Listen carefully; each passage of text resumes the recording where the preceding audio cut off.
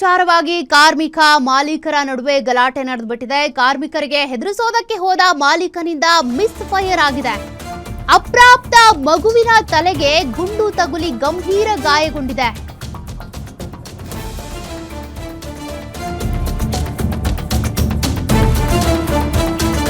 ಚಿಕ್ಕಮಗಳೂರಿನ ಮೂಡಿಗೆರೆ ತಾಲೂಕಿನ ಬಾಳೆಹಳ್ಳಿ ಗ್ರಾಮದಲ್ಲಿ ನಡೆದಿರುವಂತಹ ಘಟನೆ ಇದು.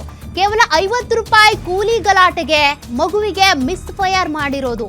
ದಿನಕ್ಕೆ 400 ರೂಪಾಯಿ ಕೂಲಿ ಕೇಳಿದಂತ ಅಸ್ಸಾಂ ಮೂಲದ ಕಾರ್ಮಿಕರು ಈಗ 350 ರೂಪಾಯಿ ಕೊಡ್ತೀನಿ, ಆಮೇಲೆ 50 ರೂಪಾಯಿ ಕೊಡ್ತೀನಿ ಅಂತ ಮಾಲೀಕ ಹೇಳಿದ್ರಂತೆ. ಅಪ್ರಾಪ್ತ ಮಗುವಿಗೆ ಮೂಡಿಗೆರೆ ತಾಲೂಕು ಆಸ್ಪತ್ರೆಯಲ್ಲಿ ಸದ್ಯ ಚಿಕಿತ್ಸೆ ಕೊಡಿಸಲಾಗ್ತಾ ಇದೆ. ಮಗುವಿನ ಸ್ಥಿತಿ ಗಂಭೀರವಾಗಿದೆಯಂತೆ. ಹೆಚ್ಚಿನ ಚಿಕಿತ್ಸೆಗಾಗಿ ಮಂಗಳೂರಿಗೆ ರವಾನೆ ಮಾಡಲಾಗಿದೆ. ಮೂಡಿಗೆರೆ ಪೊಲೀಸ್ ಠಾಣಾ ವ್ಯಾಪ್ತಿಯಲ್ಲಿ ನಡೆದಿರುವಂತಹ ಘಟನೆ ಇದು. ನೋಡಿ, 350 ರೂಪಾಯಿ ವಿಚಾರಕ್ಕೆ ಪಾಪ ಮಗುವಿನ ಮೇಲೆ ಮಿಸ್ ಫೈರ್ ಆಗಿರೋದು.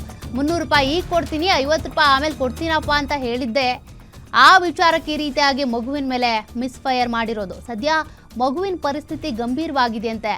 ಮಂಗಳೂರು ಆಸ್ಪತ್ರೆಯಲ್ಲಿ ಚಿಕಿತ್ಸೆ ಕೊಡಿಸಲಾಗ್ತಾ ಇದೆ ಅನ್ನುವಂಥ ಮಾಹಿತಿ.